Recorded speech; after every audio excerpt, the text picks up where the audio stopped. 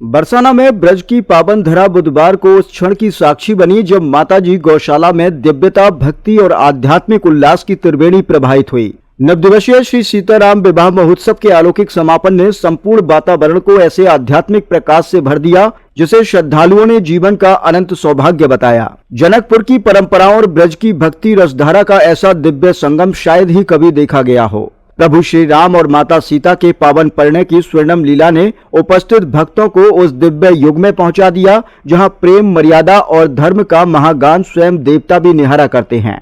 श्री राम के अनुज लक्ष्मण, भरत और शत्रुघ्न का मां सीता की बहनों के साथ पारंपरिक वैवाहिक संयोग मंगल गीतों, वेद मंत्रों और अलौकिक सौंदर्य से ओतप्रोत रहा। मिथिला की स्त्रियों द्वारा संपन्न हास परिहास, कोहबर की प्राचीन रस्में और युगल आशीर्वाद के मनोहारी दृश्य देखकर भक्तों का हृदय आनंदाश्रुओं से भर उठा। समापन दिवस पर कुबर कलेहू कोहबर की दिव्य रस्में, युगल युगल को पावन आशीष और विदाई लीला का इतना रमणीय मंचन हुआ कि पूरा प्रांगण भक्ति भाव और उल्लास में डूब गया। हर क्षण ऐसा प्रतीत होता था मानो स्वयं देवी देवता इस पावन लीला को निहारने अवतरित हुए हों।